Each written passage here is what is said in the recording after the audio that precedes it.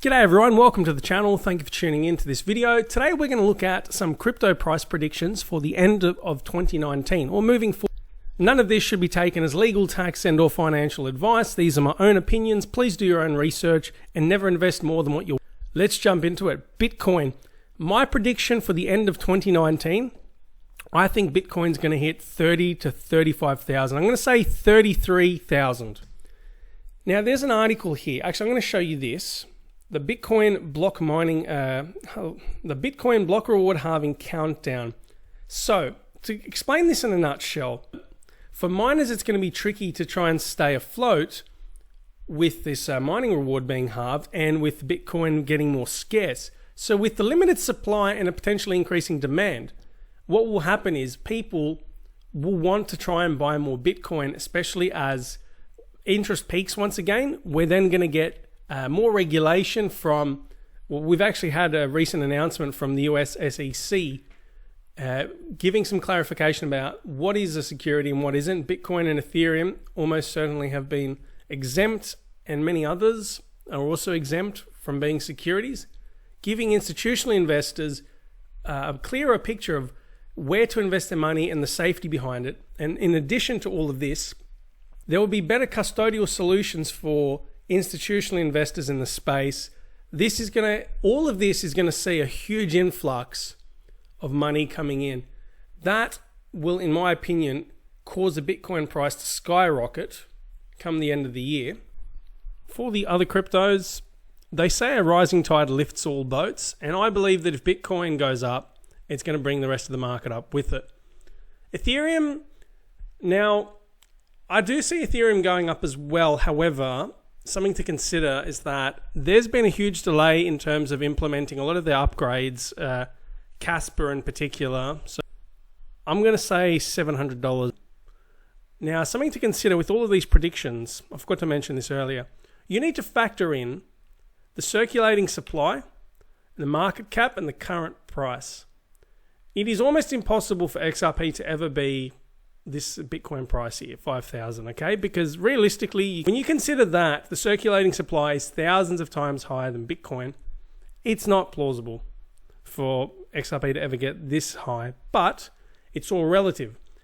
Could XRP get to $4? Easily. It got to $3.60 with just the retail investors, so you and me, for example. Could it get to $10? I see it potentially hitting $10 in 3 or 4 years' time, maybe. These are things to consider when you make price predictions. So when you interpret these, obviously do your own research and think about, what's plausible, what isn't.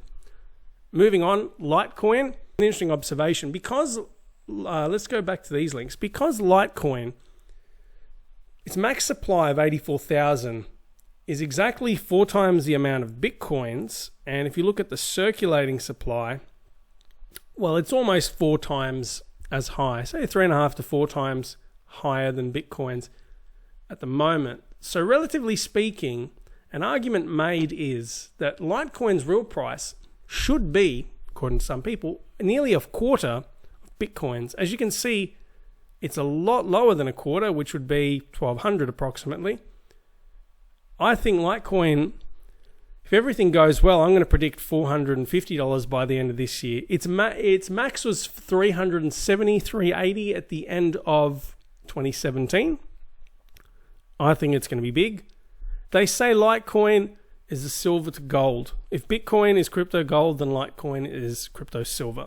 For those who don't know, Bitcoin Cash is what is like a fork. It's like a side coin that was developed from Bitcoin. There was an argument between these developers who were all originally with Bitcoin. These developers created like their own splinter coin, being Bitcoin Cash. And they are 2 separate coins despite sharing the Bitcoin name. Now, Bitcoin Cash, as you can see, its circulating supply is almost identical to that of Bitcoin's. In terms of, look, what would cause this to skyrocket would be some guaranteed utility and people backing Bitcoin Cash. As you can see, the main focus is on Bitcoin. I haven't really followed the whole utility argument behind Bitcoin Cash, who's using it, what's the whole purpose. I still think it's going to rise because, as I said, if Bitcoin goes up, the whole market will increase. I'm going to say by the end of this year, $1,000. Just my guess. EOS, I'm a big fan of this. I think this is going to be huge. Block One, the company behind EOS, have been doing some wonderful work and trying to promote decentralized apps. And I think also, I'd say smart contracts as well associated with EOS.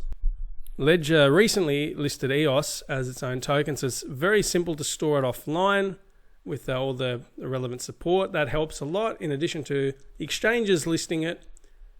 I'm going to guess by the end of this year, I think EOS is going to hit $60 per token. Good return. All of these are decent returns on investment. As you go down the list, any coins that really take off, they're going to boom. When you think about the low market cap, especially compared to Bitcoin, $27 billion extra in Bitcoin is nothing, as opposed to an extra $27 billion for one of these that are floating around, say, $3 billion, thereabouts. Huge increase. Binance have been doing wonderful stuff. They're one of the top exchanges in the world for crypto. They've been very receptive to customer feedback, and I believe they've been doing a good job at trying to listen to the customers, list all these good coins, offer support in numerous languages, try and facilitate the transactions, the purchasing and selling of Bitcoin, cryptocurrencies. The fees are fairly low as well. They've got a good app and website. I think Binance Coin, and they're also working on this decentralized exchange. It's obviously having its teething issues in the beginning. When I'm going to say at the end of this year, it's going to hit $65. Because being a coin associated with an exchange, I don't expect it to increase as much as, say, some of these others, relatively speaking. You need to consider the utility behind all of these coins. This is what's going to make or break them. You also need to think about how the internet back in the day was slow, it was clunky, it was inefficient. Now it is lightning fast, it is so much easier, we've got smartphones and all, that facilitates the whole process.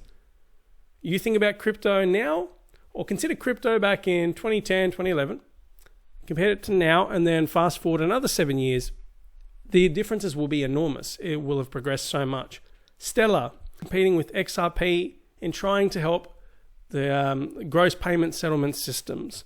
So if you want to transfer $1 million of euros into US dollars, or let's say Thai baht, hypothetically, just to pick a lesser known currency, at the moment, it's very clunky, it's time consuming, the fees are high, there are too many middlemen obviously taking their fees along the way.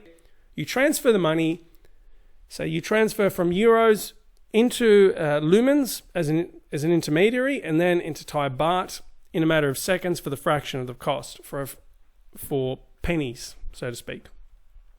Huge difference. And if they can get this, they've a quick side note, they've established a partnership with IBM. If they can't keep up this momentum and improve the blockchain and continue to collaborate and build these partnerships, I think the end of this year, Stellar is going to hit $1.30. At the end of next year, 2020, I'm going to say $5. Sounds crazy, but again, consider the market cap and the partnerships. And if government's friendly and businesses are receptive to crypto, watch out for it. It's going to be big. Cardano. There are journal articles that have been published that explain the whole Cardano, like the blockchain and ADA token and all of that. They are touted to solve, I think Cardano, I mean, don't quote me on it, but I think it's considered to be blockchain 3.0 or something along those lines, where it's superior because it's faster, it's scalable, and it's very interoperable. So all of that can equip it for industrial scale processes, things done at a lightning pace, and you can go from one crypto to another very easily using Cardano or ADA as an intermediary. Something along those lines. Very fascinating. My price prediction. It peaked at $1.20. I believe at the end of this year, it's going to do the same. The price jumped. And if you look here at the graph, it was at about 5 cents earlier in the week. And now it's doubled. Or nearly doubled. So it can grow very rapidly. As we know, it's a very volatile space. $1.20 or $1.30 by the end of this year. By the end of next year, I'm going to say $3.50. And every time I say these, every time I make these predictions, part of me is like, that just does not sound right. But never say never. Look at the history of all of these cryptos and how they've increased in a short period of time. Tether doesn't really count. It's considered a stable coin. For those of you that have no idea what I'm talking about, it is a cryptocurrency that is pegged to the US dollar, like for like. So the price will always hover at about $1. So 1 for 1. That doesn't really count. Tron. Okay, Tron. Very charismatic CEO and founder, Justin Sun. He, I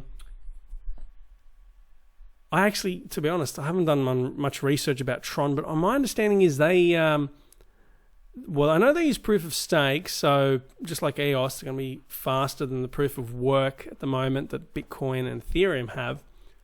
They are working on, I think, dApps as well, decentralized apps, and Tron has been doing a bit with, I think, trying to have like a decentralized platform for video and media sharing and some big stuff happening. And can all of this pay off? I don't know. Will Tron succeed? Yes. How much is the question. There are so many ifs and buts. I'm just going to throw in my price prediction. I'm going to say Tron at about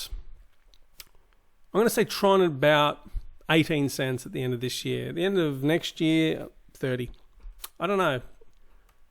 It's going to really need to establish some solid partnerships to ever compete with some of, like, say, EOS, even Ethereum.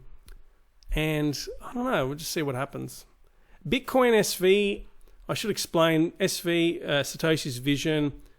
Last year, there was another riffraff between Bitcoin Cash and Bitcoin, which is now Bitcoin Satoshi's vision, I should say.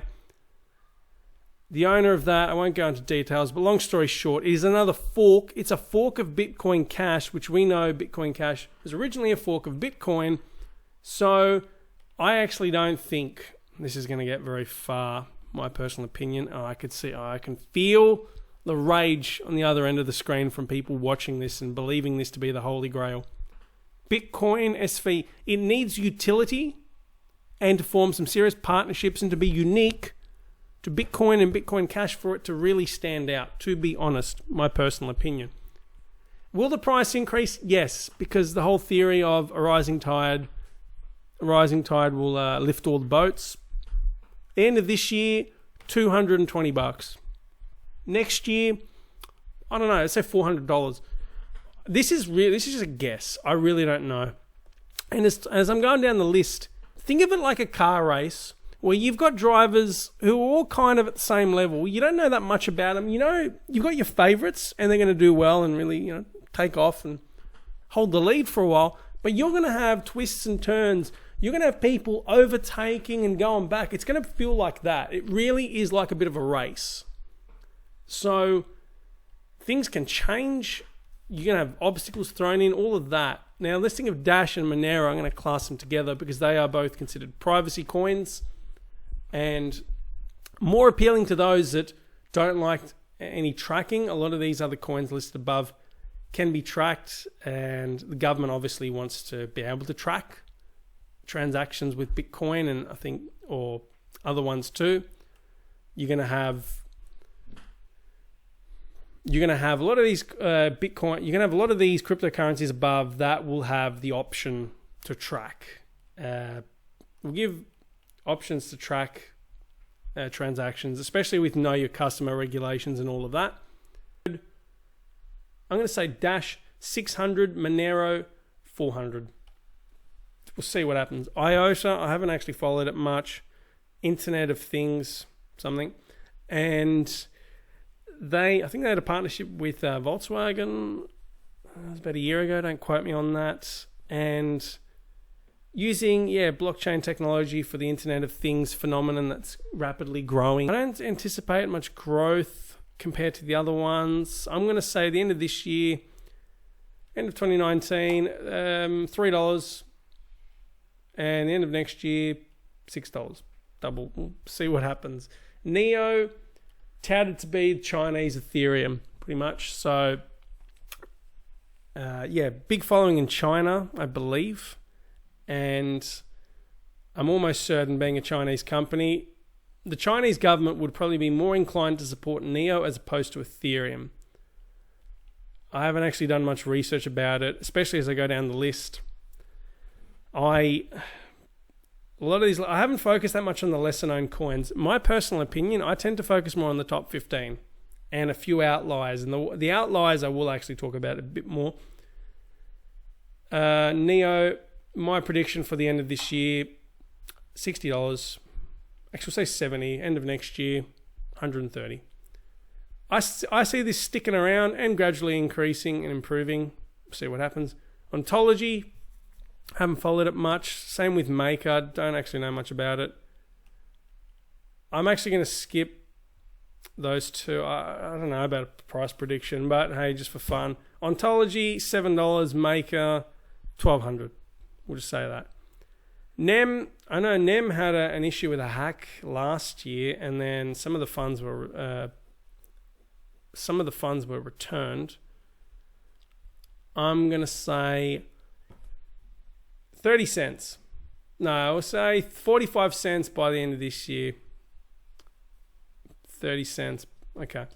Ethereum Classic. And as we go down the list, especially while thinking of Ethereum, I just don't see much utility behind it. This being a fork of Ethereum, it's like the equivalent of Bitcoin Cash to Bitcoin.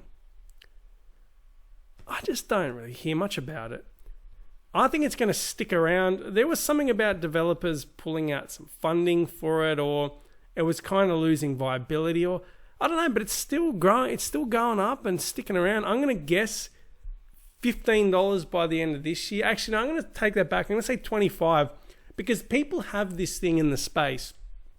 They see the name, and some people can't be bothered doing research. They'll see Ethereum at $180 now, and then they'll look at Ethereum Classic and be like, ooh, $5 must be a bargain. Oh, that'll sound good. So people are going to end up buying it, even though they don't have any idea what it is, and it's a top 20 coin, and think, oh, it sounds somewhat reputable.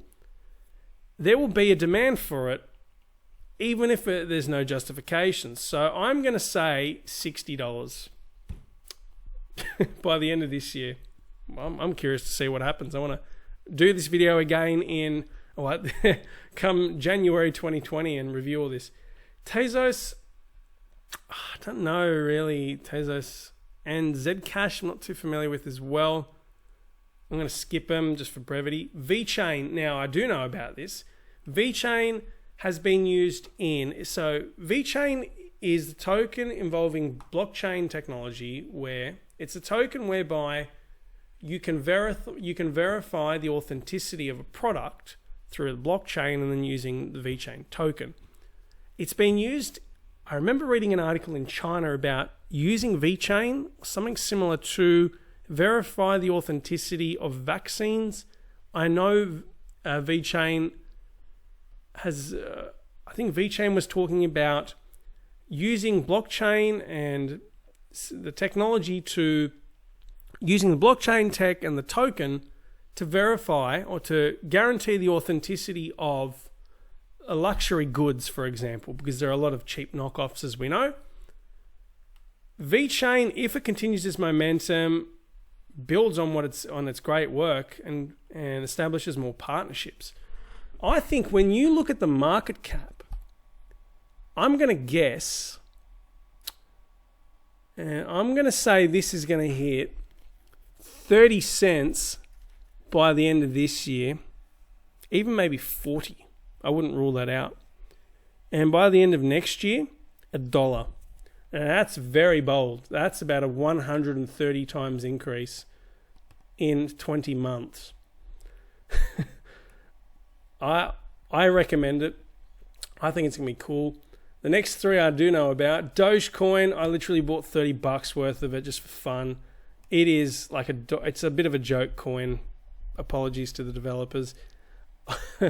I think they were trying to use this as like a coin for making donations for charities, for like various fundraisers and all, like online fundraisers, and something half-hearted, no offense, but it's stuck around. It's been around for a while. We'll say that. BAT.